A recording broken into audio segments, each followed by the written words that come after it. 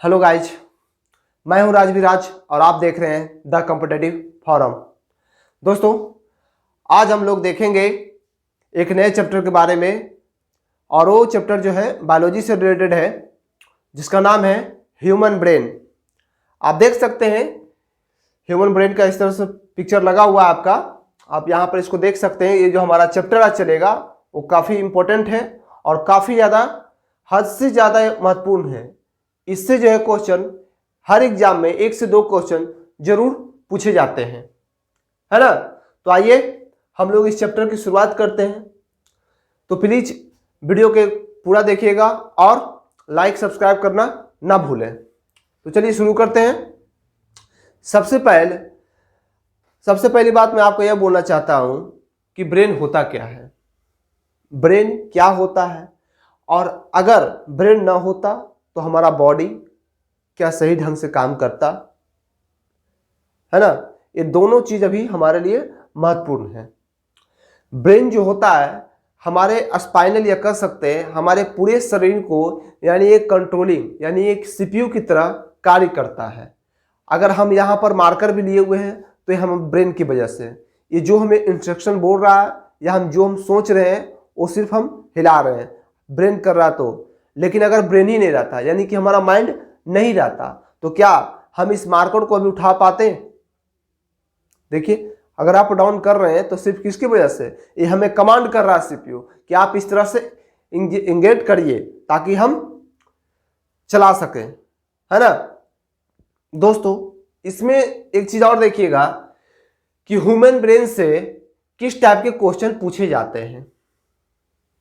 Human brain से किस type के क्वेश्चन पूछे जाते हैं और पूछे जा रहे हैं। सबसे पहली बात, इससे क्वेश्चन क्या पूछता है कि हमारे ब्रेन को कितने भागों में बांटा गया है।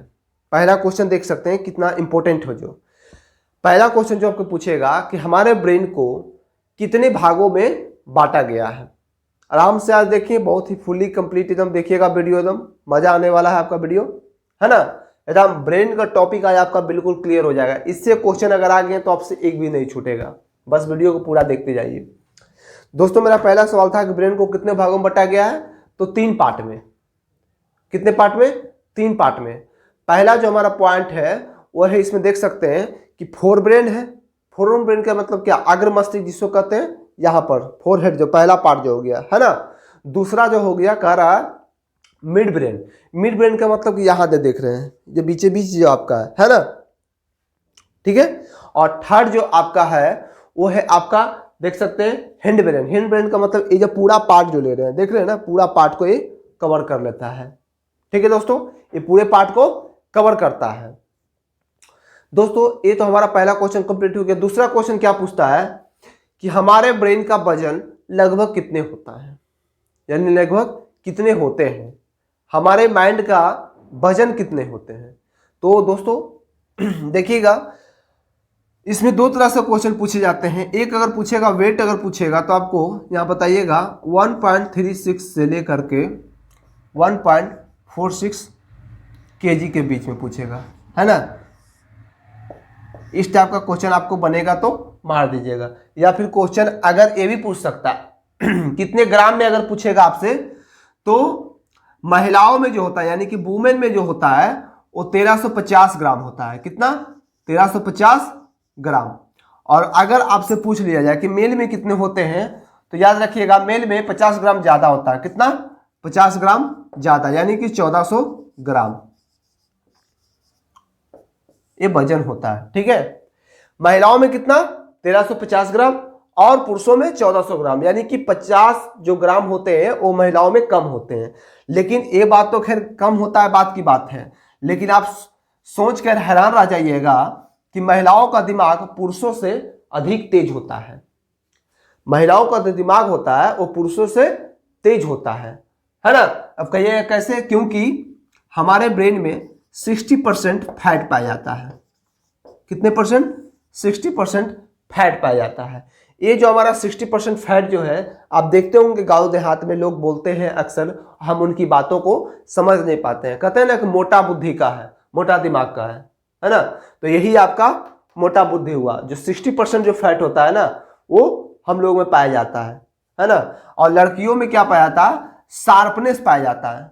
क्या, शार्पनेस, जिसके वजह से क्या होता है, उनके दिमाग तेज होता है। देखते कभी कोई सोचते होंगे यार 90 के दशक में ये हुआ था, ऐसे हुआ था, एकदम क्विक याद करते हैं, तो उनकी दिमाग हमसे मुकाबले तेज होती है, क्योंकि उनमें शार्पनेस होता है और हमें फैटेबल होता है।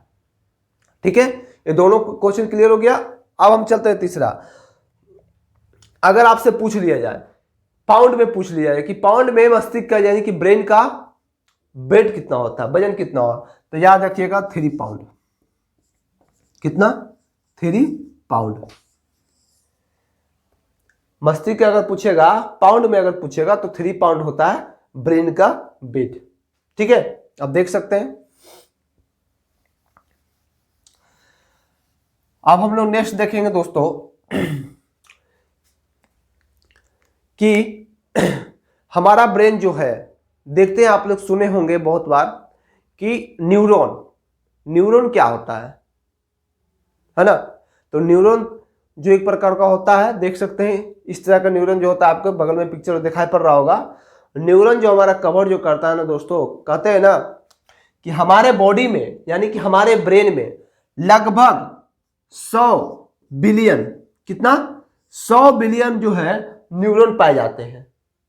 100 बिलियन न्यूरॉन पाए जाते हैं। लेकिन पता है आपको, यानी कि जब से बच्चा जन्म लेता है, यानी 0 से 5 साल, कितना, 5 इयर्स, यानी 5 साल तक उसका जो जितना भी न्यूरॉन वो डेवलप कर सकता है बच्चा, वो 5 साल तक ही करता है। यानी कहने का मतलब है ये 5% ही बच्चा कवर कर पाता है, बाकी 95% हमारा माइंड पूरी जिंदगी क्या होता है, बस बैठा ही वैसा ही वैसा रहता है। देखते हैं, कई बार सुनते होंगे कि बिलियन क्या होता थी, न्यूरॉन क्या होता है, तो देखते होंगे कि न्यूरॉन एक प्रकार का है जो है, जैसे आप बच्चे को आप 5 साल की उम्र में जितना सिखाना चाहे उनको सिखा सकते हैं, जितना सिखाना चाहे, जो संस्कार उसमें डालना चाहते हैं अच्छाई या बुराई के लिए, वो 5 साल तक पूरे न्यूरॉन को कवर करेगा। उसके बाद वो न्यूरॉन डेवलप नहीं कर पाएगा, है ना। अब वो बाकी जो 95% जो न्यूरॉन है वो आपको कब डेवलप करते हैं, ताकि आप बड़े होते हैं तो अलग अलग विषय के बारे में आप जानते हैं, अलग अलग समाज, नीति, संस्कृति के बारे में जानते हैं, तो फिर से आपका न्यूरॉन कुछ कुछ डेवलप होने लगता है। लेकिन जो एग्जैक्ट हमारा न्यूरॉन जो होता है ना, वो 5 साल तक बच्चे तक ही वो सीमित रहता है। यानी कि उतना तक आप, उतनी उम्र में उस बच्चे को जितना आप डेवलप करना चाहते हैं उतना आप उसको डेवलप कर दीजिए, है ना। उसके बाद वो अपने क्या होगा, अपने टैलेंट के बदौलत वो अपने जिंदगी में आगे सफल हो पाएगा। अगर उसको आप 5 साल की उम्र में गलत शिक्षा दे रहे हैं तो गलत लाइन पर ही जाएगा। अगर आप संसारिक जीवन उसको डाले हैं, है ना, लोगों को आदर करना सिखाए उसको, तो अपना रिस्पेक्ट देगा वो बच्चा। अगर नहीं सिखाए होंगे तो फिर किस काम का वो नॉलेज, वो गलत न्यूरॉन को पकड़ लिया होगा तो बस अपने लाइफ में अलग ही वो चलता चल जाएगा, है ना। तो देखिए, अब हम लोग चलते हैं, जैसे देखे होंगे आपको ब्रेन, पहला तो बता दिया आपको 4 ब्रेन जो आपका है बताने दिया कि ये जो पूरा कवर करता है। दूसरा आपका मिड ब्रेन कवर हो गया, है ना, यहाँ पर, जिसको कहते हैं अग्र मस्तिष्क। हैंड ब्रेन जो सबसे अंत में है, पश्चिम मस्तिष्क, है ना। तो 4 ब्रेन जो है हमारा, 4 ब्रेन को 3 भागों में बांटा गया है। पहला सेरेब्रम, दूसरा थैलेमस और तीसरा हाइपोथैलेमस। देख सकते हैं सेरेब्रम, थैलेमस और हाइपोथैलेमस। अभी कंप्लीट नहीं हुआ, बस आराम से देखते जाइए, पूरा वीडियो देखिएगा, अभी पूरा कवर करेंगे हम लोग, है ना। तो पहला हम एक एक करके देखेंगे। पहला जो हमारा बोल रहा है सेरेब्रम, यानी कि अगर क्वेश्चन यहां से भी उठ सकता है, क्या पूछेगा आपको कि मानव मस्तिष्क का सबसे बड़ा भाग क्या होता है, मानव मस्तिष्क का सबसे बड़ा भाग क्या होता है, तो क्या बोलिएगा, सेरेब्रम। ये बार बार एसएससी में भी क्वेश्चन पूछा और रेलवे में भी पूछा, हर सेक्टर में क्वेश्चन पूछा चुका है ना। कई बार बीपीएससी कमीशन लेवल में भी एग्जाम ये क्वेश्चन डाला गया है, तो इस चीज को आप मिस्टेक नहीं कीजिएगा, समझे ना। इसमें क्या होता है, सेरेब्रम का काम क्या रहता है, सोचना, उसके बाद तर्क करना, फिर योजना बनाना, है ना। कहने का मतलब है आप कुछ सोचते हैं, जैसे हम अभी आपको पढ़ा रहे हैं, तो क्या कर रहे हैं, सोचिए कि ना पढ़ा रहे हैं, है ना।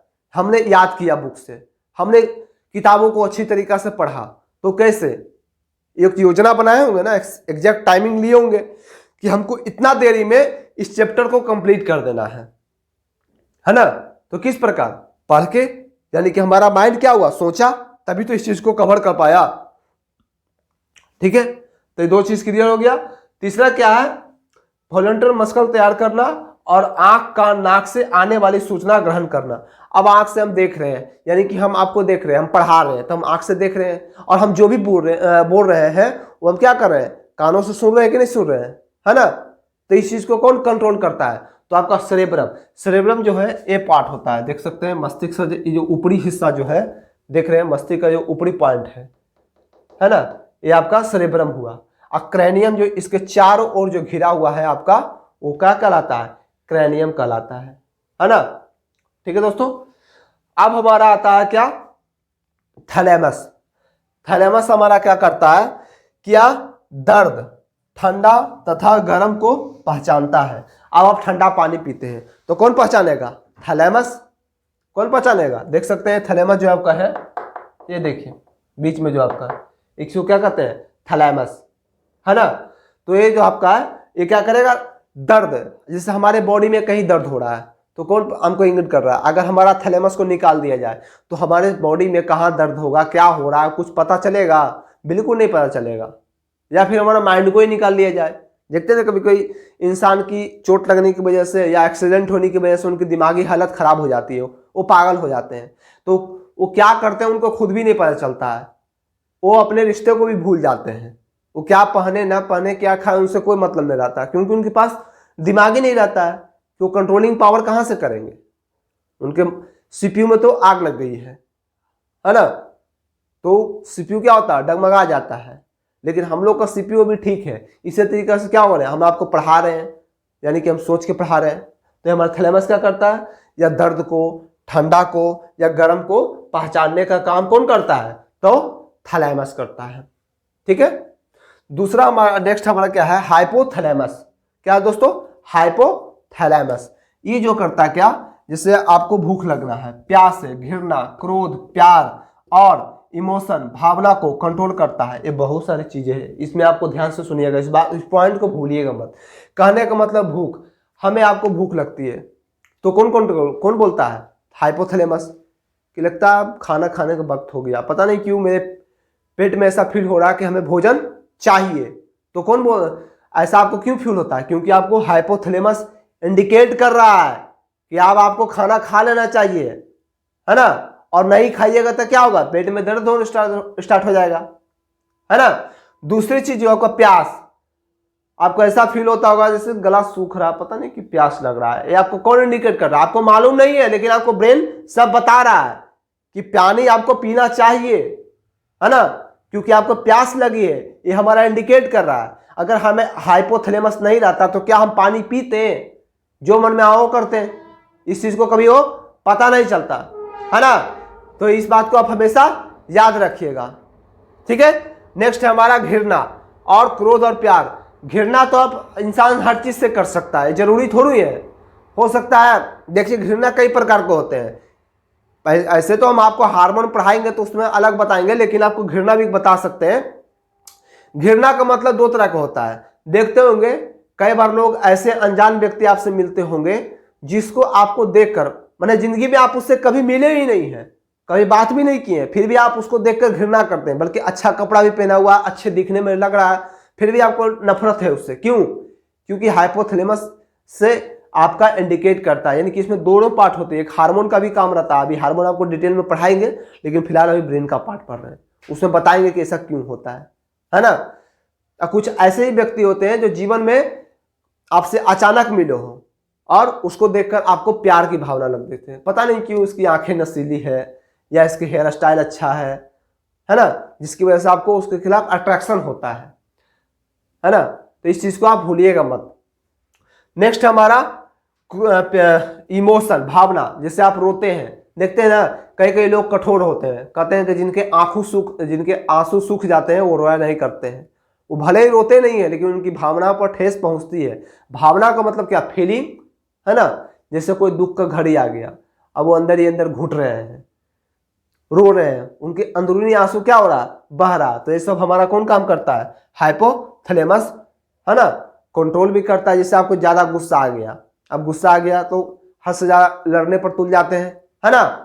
उसके बाद क्या होता है, आप उस गुस्से को क्या करते हैं, धीरे धीरे कंट्रोल करते हैं, नहीं ये गलत चीज है, अब हमें लड़ाई नहीं करनी चाहिए, चलो अपने आप पर काबू पे आ जाए। तो ये काबू आप नहीं पाते हैं, आपका हाइपोथैलेमस काबू करवाता है ना।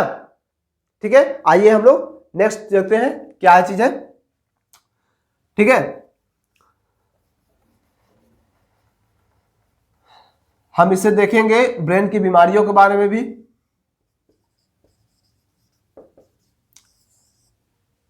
ठीक है, कि ब्रेन में कौन कौन सी बीमारियां भी होती है, इसके बारे में भी हम लोग अभी जानेंगे, ब्रेन में किस चीज की बीमारी होती है ना। तो देखिए, पहला बीमारी जो हमारा होता है वो मेनिंजाइटिस होता है। क्या होता है, मेनिंजाइटिस। तो मेनिंजाइटिस पूछता है कि मेनिंजाइटिस जो बीमारी है वो किससे संबंधित है, तो आपका ब्रेन से संबंधित है। किससे, ब्रेन से संबंधित है। मेनिंजाइटिस जो होता है वो दिमागी बुखार उसको कहा जाता है ना। वो दिमाग के अंदर बुखार पैदा कर देता है। कहीं ये ऐसी होता क्यों है ना, क्योंकि कुछ ऐसे बैक्टीरिया होते हैं, कुछ ऐसे वायरस होते हैं जो हमारे माइंड तक पहुंच जाते हैं, जिसके कारण हमारा माइंड कंट्रोल नहीं हो पाता, यानी हाइपोथैलेमस भी गड़बड़ा जाता है और आपका थैलेमस और सेरेब्रम भी गड़बड़ा जाता है। तीनों पार्ट हमारा मस्तिष्क को संभाल नहीं पाता है, जिसकी वजह से हमारा आउट ऑफ कंट्रोल माइंड हो जाता है। और दिमागी बुखार, पूरे शरीर में दर्द रहेगा, बुखार से आप तड़पिएगा, है ना। आपका माथा यानी सिर दर्द हमेशा बना हुआ रहेगा। ठीक है, तो इसके बारे में और भी हम जानेंगे, तो देखिए आगे देखते हैं हम लोग।